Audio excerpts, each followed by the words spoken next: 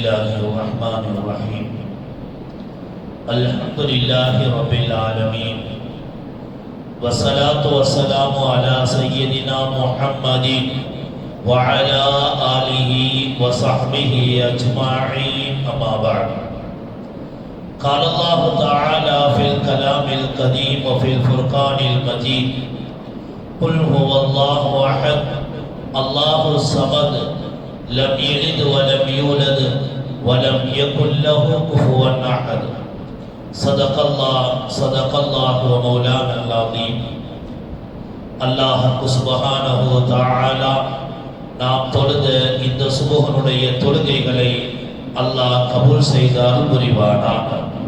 அதன் பரக்கத்தினால் எல்லா வகையான பலாய்கள், முசீபத்துகள், நோய் நொடிகள், நெருக்கடிகள் அனைத்திலிருந்தும் அல்லாஹ் நம்மையும் நம்முடைய பெற்றோர்கள், மனைவி, மக்கள், உஸ்தாதுமார்கள், உறவினர்கள், முஸ்லிமான உம்மத்தோர்கள் அனைவர்களையும் அல்லாஹ் காத்து அருள் புரிவானாக.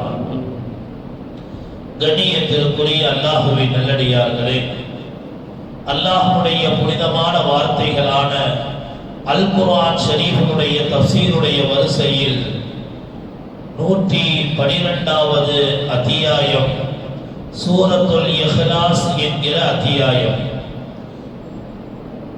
எல்லோருக்கும் அதிகமான பேருக்கு மனப்பாடமாக இருக்கிற குர்ஆனிலேயே சிறிய அத்தியாயங்களில் இந்த அத்தியாயமும் ஒன்று.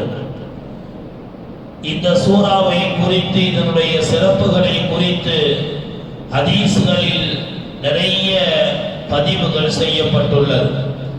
நாயகம் ஸல்லல்லாஹு அலைஹி வஸல்லம் இந்த சூறாவை விரும்பி ஓதியதாக பல இடங்களில் பெருமானார் தொழுகையில் இந்த சூறாவை ஓதியதாக ஹதீஸ்களில் பதிவு செய்யப்பட்டுள்ளது.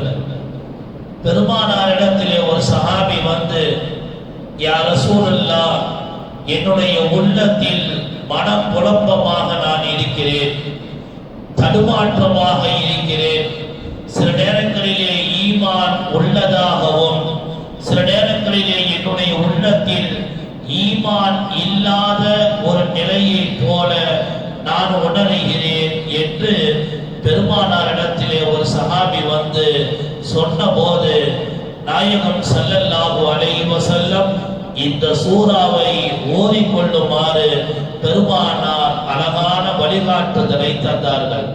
இந்த சூறாவை நீ அடிக்கடி ஓதிக்கொள், அல்லாஹ் உன்னுடைய எண்ணத்தை, உன்னுடைய மனதில் இருக்கிற அந்த குழப்பத்தை அல்லாஹ் நீக்கி விடுவான் என்று பெருமானார் ஸல்லல்லாஹு அலைஹி வஸல்லம் இந்த சூறாவை ஓதச் சொன்னார்கள். இந்த ஹதீஸுக்கு கீழே ஹதீஸ்களை ஆய்வாளர்கள் நமக்கு சில விளக்கங்களை, வழிகாட்டுதல்களை நமக்கு வழங்கி இருக்கிறார்கள். எங்கெல்லாம் அல்லாஹ்வுக்கு மாற்றமான செய்திகளை நாம் கேள்விப்படுகிறோமோ, அல்லாஹ்வுக்கு பிடிக்காத, இறையச்சத்திற்கு மாற்றமான ஷிர்கான பாடல்களை, மிக மோசமான அது போன்ற செய்திகளை கேள்விப்படுகிற போது, அல்லது நிர்பந்தமாக காதுகளில் விழுகிற போது இந்த சூறாவை நாம் ஓதிக்கொள்ள வேண்டும். காபிர்களுடைய அந்த பஜனைகள், அதே போல அவர்களுடைய ஆராதனைகள், அவர்களுடைய ஷிர்கான வணக்க வழிபாடுகள் நம் காதில் விழுகிற போது நாம் உடனடியாக இந்த சூறாவை ஓதிக்கொள்ள வேண்டும்.